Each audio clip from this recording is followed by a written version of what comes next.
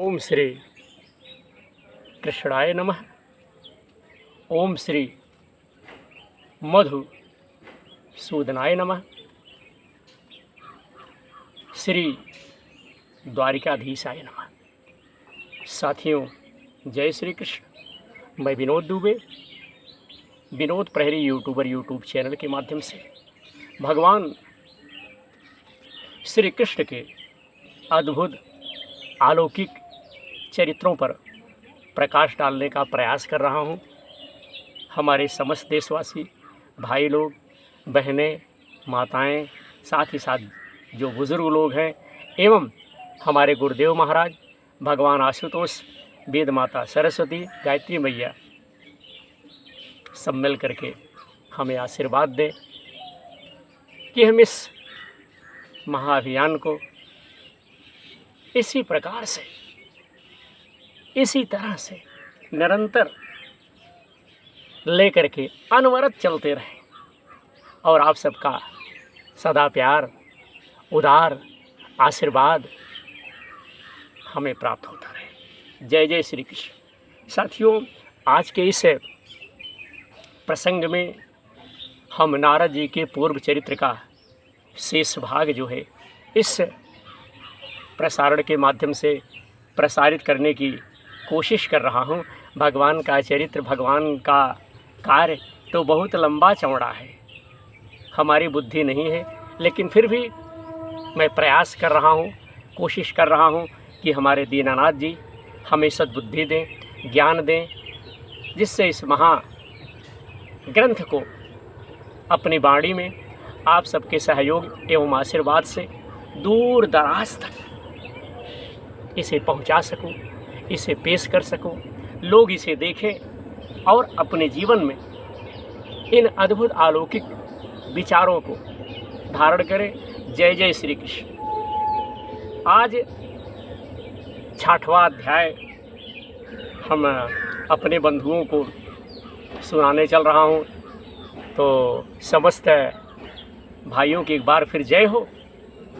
श्री सूत जी कहते हैं कि हे शौनक जी, देवर्षि नारद के जन्म और साधन की बात सुनकर सत्यवती नंदन भगवान श्री व्यास जी ने उनसे फिर यह प्रश्न किया। जब नारद जी के पूर्व चरित्र का शेष भाग सुनने के बाद व्यास जी उनसे फिर किस प्रकार से कह रहे। साथियों, व्यास जी ने पूछा कि हे नारद, अरे जब आपको ज्ञानोपदेश करने वाले महात्मा गण सब चले गए, तब आपने क्या किया? उस समय तो आपकी अवस्था बहुत छोटी रही होगी।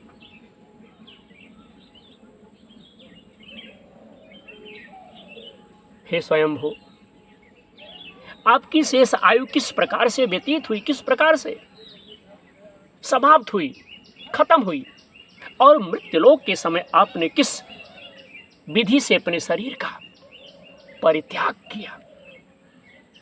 हे देवर्ष, हे देवऋषि, हे नारद, काल तो सभी वस्तुओं को नष्ट कर देता है। काल के गाल में सारी सृष्टि एक दिन बंधु समा जाएगी, सारी चीजें नाशवान है। कह रहे काल तो सभी वस्तुओं को नष्ट कर देता है, खत्म कर देता है। इतनी सुंदर काया है, जिस दिन इसके प्राण पखेरु निकल जाएंगे, इसे लोग जा कर के 3 विधि के माध्यम से इसका अंतिम संस्कार कर देंगे। या तो जला देंगे, या तो गाड़ देंगे, या तो नदी इत्यादि जगहों पर बहा देंगे। कह रहे हैं कि काल जो है सभी वस्तुओं को तो नष्ट कर देता है। उसने आपकी इस पूर्वकल्प की स्मृति का कैसे नाश नहीं किया? काल तो जो है सारी चीज़ों को नाश कर देता है देव ऋषि, परंतु आप कि स्मृति को किस तरह से, किस प्रकार से नाश नहीं होने दिया। देवर्षि नारद ने कहा कि मुझे ज्ञानोपदेश करने वाले महात्मागण जब चले गए, जब भैया चले गए, तब मैंने इस प्रकार अपना जीवन जो है व्यतीत किया। फिर भी उस समय मेरी अवस्था बहुत छोटी थी, मेरी आयु जो है बड़ी छोटी थी। मैं अपनी माँ का इकलौता अकेला पुत्र था, लड़का था, बालक था। एक तो वह स्त्री थी, दूसरे मूढ़ और तीसरे दासी थी। नारद जी कह रहे हैं मुझे भी उसके सिवा और कोई सहारा नहीं था। हमारी भी देखभाल करने वाली वही दासी थी, उसके सिवा हमारा कोई नहीं था, हमारा सहयोग करने वाला कोई नहीं था। उसने अपने को मेरे असनेह पास से जकड़ रखा था। वह मेरे योगक्षेम की चिंता तो बहुत करती थी। माताएं तो शिष्यों की, बालकों की चिंता बहुत करती है, परंतु पराधीन होने के कारण कुछ कर नहीं पाती थी। पराधीन सपने सुख नहीं। जो दूसरे के सहारे रहता है उसे कब सुख मिल जाए कुछ कहा नहीं जा सकता। जैसे कठपुतली नचाने वाले की इच्छा के अनुसार ही वह कठपुतली नाचती है, वैसे ही यह सारा संसार इच्छा के अनुसार ईश्वर के अधीन है, उसी प्रकार से नाचता है। नाचे नट मरकट की नाई और सबहि नचावत राम गोसाई। उमादार ज्योतिष की नाई सबहि नचावत राम गोसाई। मैं भी अपनी माँ के स्नेह बंधन से बंधकर उस ब्राह्मण बस्ती में ही रहा। मेरी अवस्था केवल 5 वर्ष की थी। मुझे दिशा, देश और काल के संबंध में कुछ भी ज्ञान नहीं था। हमको कुछ भी जानकारी नहीं थी। एक दिन की बात है, मेरी माँ गौ दोहने के लिए रात के समय घर से बाहर निकली। रास्ते में उसके पैर से सांप छू गया। उसने उस बेचारी को डस लिया। उस सांप का क्या दोष? काल की ऐसी ही प्रेरणा है, काल की ऐसी प्रेरणा होती है, काल की ऐसी प्रेरणा थी। मैंने समझा भक्तों का मंगल चाहने वाले भगवान का यह भी एक अनुग्रह ही है। होई है सोई और राम रसि राखा, को कर तर्क बढ़ाओ शाखा।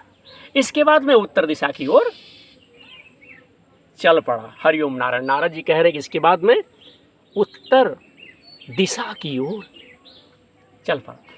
साथियों, उस और मार्ग में मुझे अनेकों धन धान्य से संपन्न देश, नगर, गांव, अहीरों की चलती फिरती बस्तियां, खाने, खेड़े, नदी और पर्वतों के तटवर्ती पड़ाव, वाटिकाएं, वन, उपवन और रंग बिरंगी धातुओं से युक्त विचित्र पर्वत दिखाई पड़े।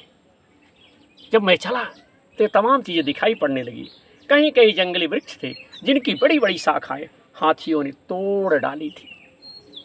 बड़े बड़े वृक्ष थे। शीतल जल से भरे हुए जलाशय थे जिसमें देवताओं के काम में आने वाले कमल थे। उन पर पंछी तरह तरह की बोली बोल रहे थे और भंवरे जो है मंडरा रहे थे। यह सब देखता हुआ मैं आगे बढ़ा। मैं अकेला ही था। इतना लंबा मार्ग तय करने पर मैंने एक घोर गहन जंगल में पहुंचा। एक गहन जंगल को देखा, वहां पहुंचा। साथियों, उसमें नरकट, बांस, सेठा, कुश, कीचक आदि खड़े हुए थे। उनकी लंबाई चौड़ाई भी बहुत थी और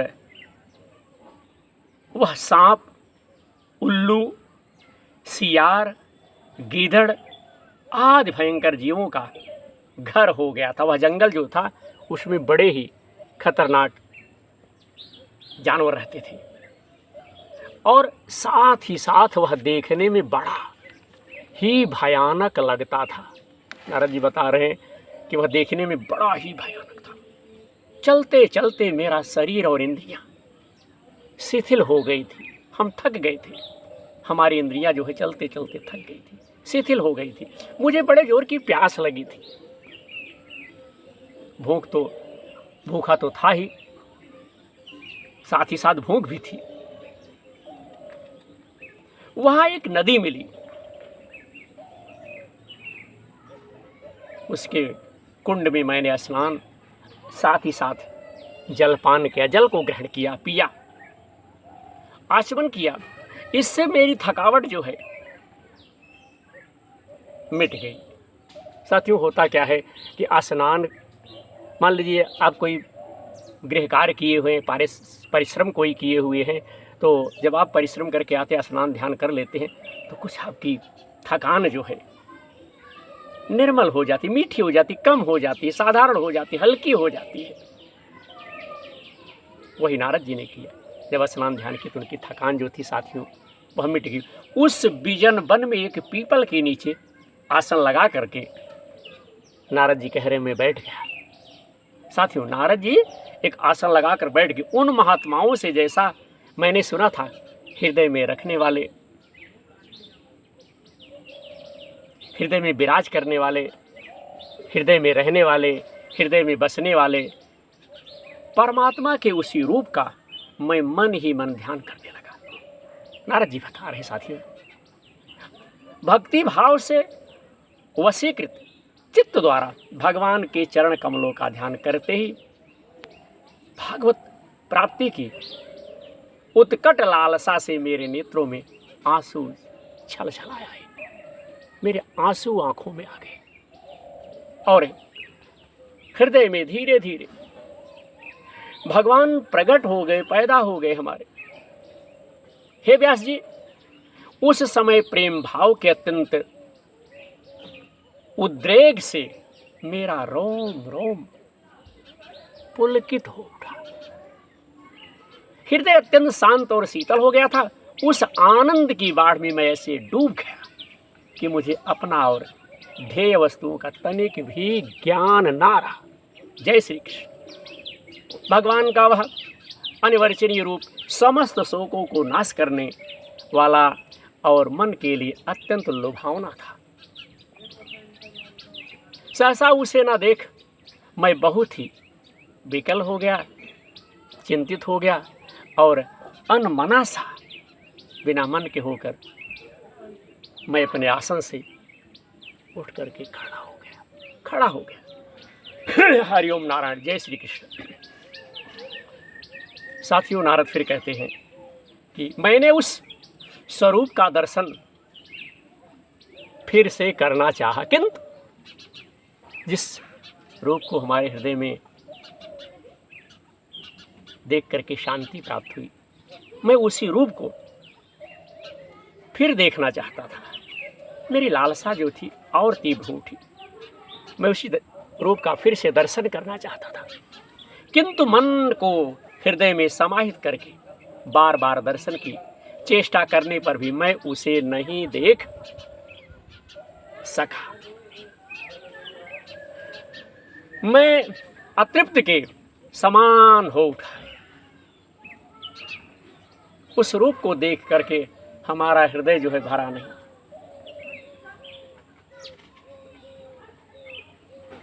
इस प्रकार निर्जन वन में मुझे प्रयत्न करते देख स्वयं भगवान ने, जो वाणी की विषय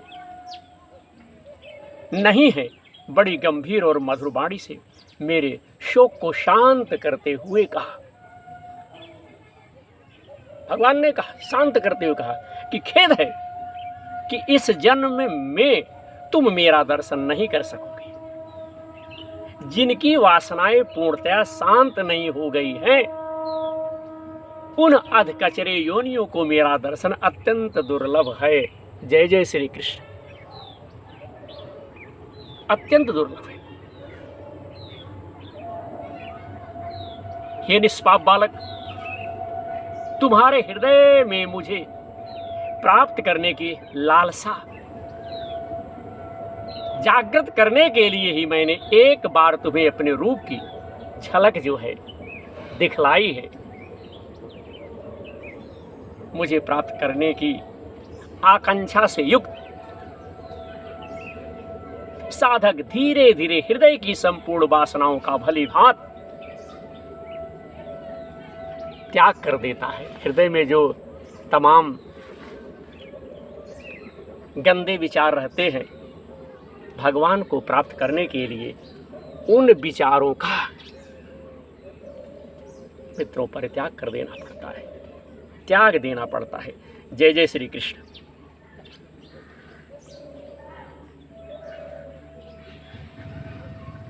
अल्पकालीन संत सेवा से ही तुम्हारी चित्त वृत्ति मुझ में स्थिर हो गई है।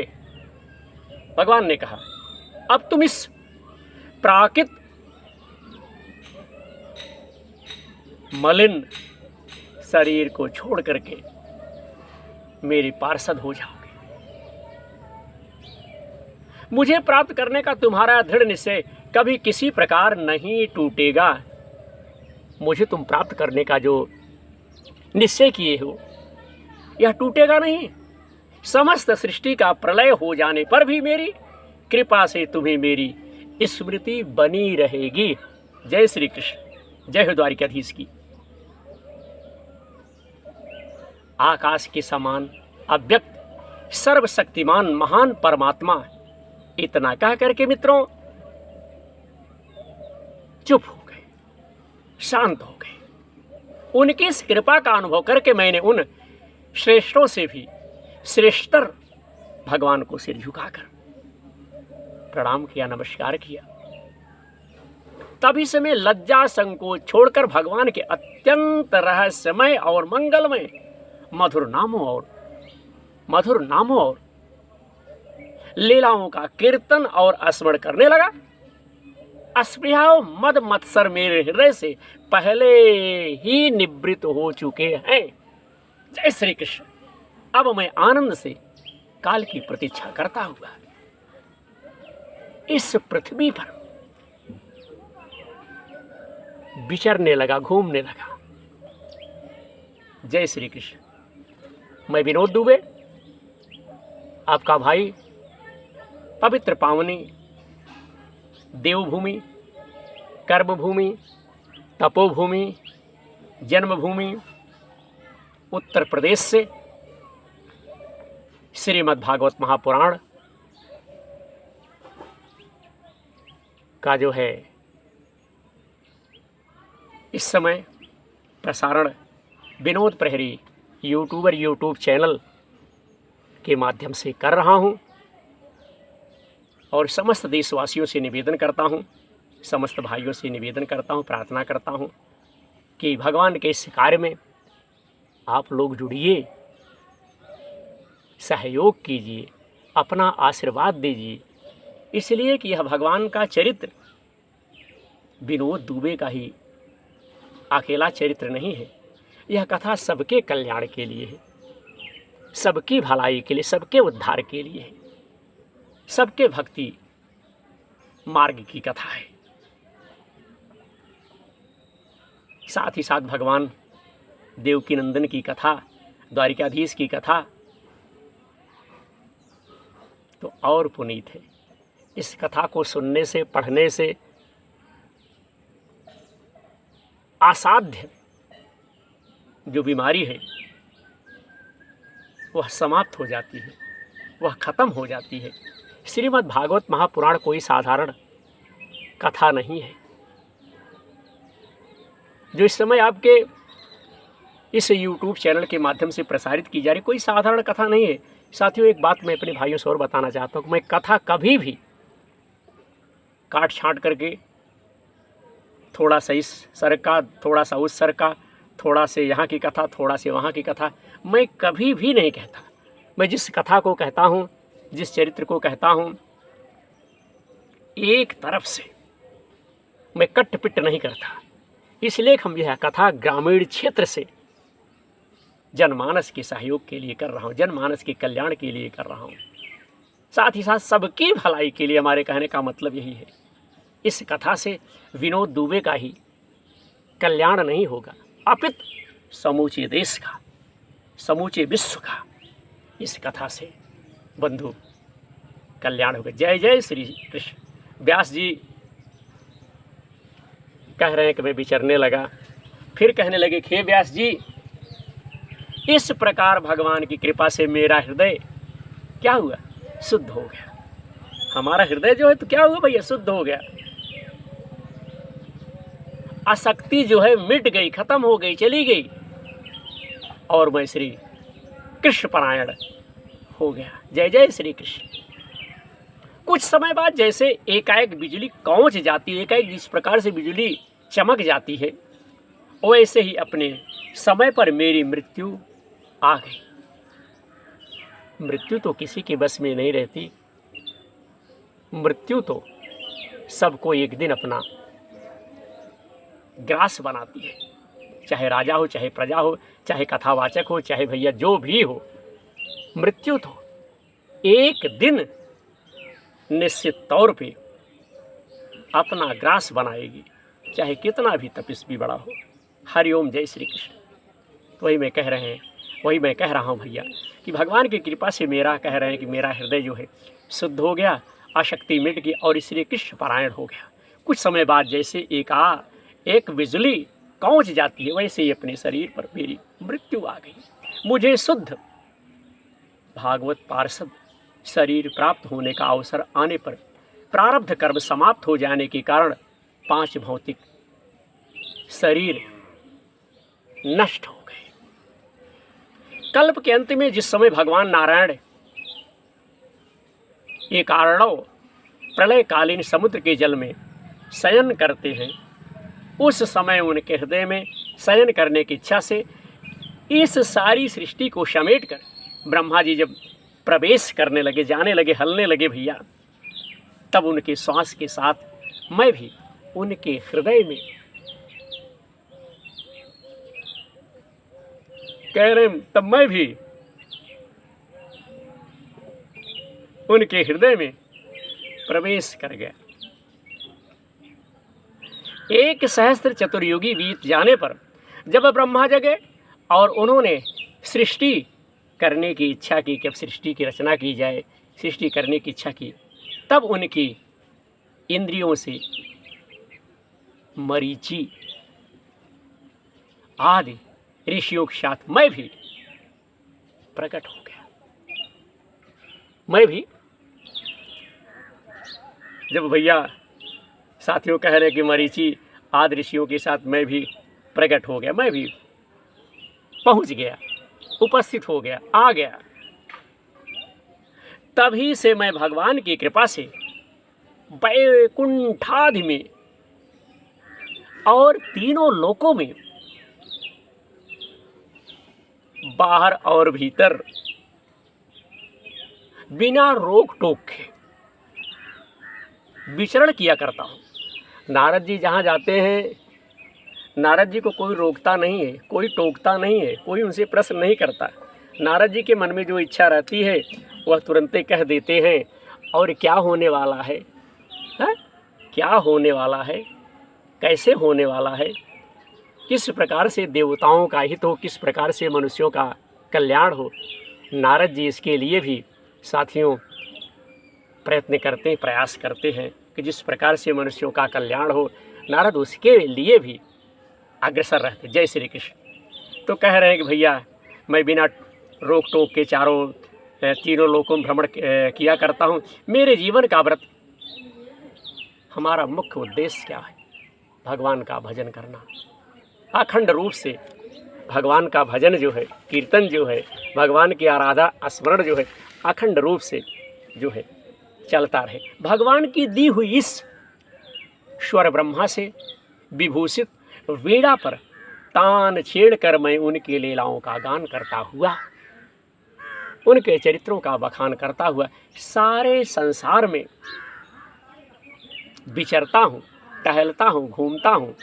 जब मैं उनकी लीलाओं का गान करने लगता हूँ, तब वह प्रभु जिनके चरण कमल समस्त तीर्थों के उद्गम स्थान है, और जिनका यशोगान मुझे बहुत ही प्रिय लगता है,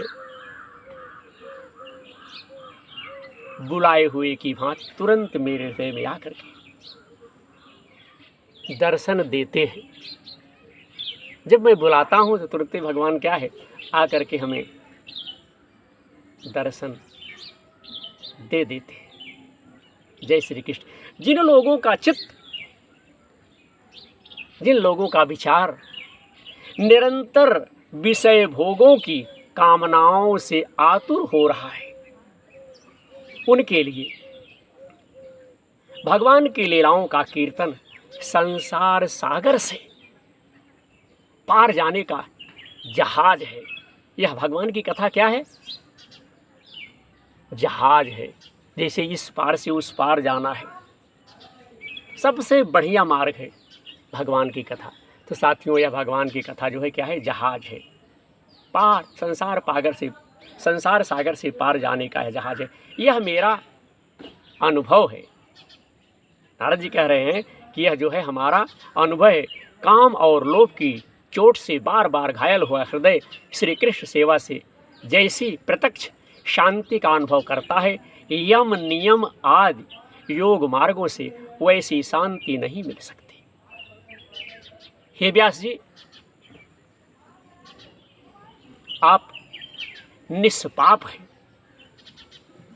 आपने मुझसे जो कुछ पूछा था वह सब अपने जन्म और साधन का रहस्य तथा आपकी आत्म तुष्टि का उपाय मैंने कह दिया, बतला दिया। आपने जिस प्रकार से पूछा था उस चीज़ को हमने बता दिया। श्री सूत जी कहते हैं कि हे शौनकादि ऋषियों, देवर्षि नारद ने व्यास जी से इस प्रकार कहकर जाने की अनुमति ली और बीड़ा बजाते हुए, सरंगी बजाते हुए स्वच्छंद विचरण करने के लिए वे चल पड़े, निकल पड़े। ये देवर्षि नारद धन्य है, क्योंकि ये सारंग पाणी भगवान की कीर्ति को अपने बीड़ा पर गा गा कर स्वयं तो आनंद मग्न होते ही है, साथ ही साथ इस जगत को भी आनंदित करते हैं, साथ ही साथ इस जगत को भी प्रसन्न करते हैं। तो हमारे ऋषि मुनि ऐसे हैं। आज हमने इस वीडियो के माध्यम से अध्याय 6 जो है हमने अपने भाइयों को सुनाया, अपने भाइयों को बताया। आशा है हमारे भाइयों को यह कथा, यह विचार अच्छा लगेगा। अगर हमारे भाइयों को यह कथा, यह प्रसंग, यह काम अच्छा लगे तो हमारे भाई लोग विनोद प्रहरी यूट्यूबर चैनल को देखें और अच्छा लगे इससे जुड़े और अपना आशीर्वाद हमें प्रदान करने की कृपा करें। और मैं प्रभु की वस्तु प्रभु को समर्पित कर रहा हूँ, दे रहा हूँ।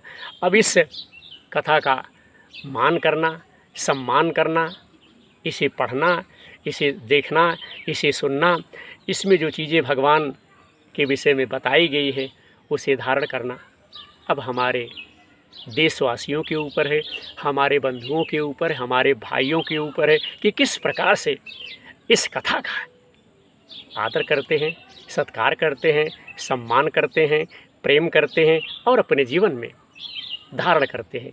इसी उम्मीद के साथ अब अपने भाई विनोद दुबे को, हमारे भाई एवं हमारी प्यारी प्यारी बहनें, माताएं जो हमारे पिता तुल्य बुजुर्ग हैं, समस्त देशवासी हमें आज का प्रसारण संपन्न करने की आज्ञा दे। भगवान देवकी नंदन बांके बिहारी श्री कृष्ण मोहन मुरारी आप सबकी सारी मनोकामना पूर्ण करें। जय जय श्री कृष्ण।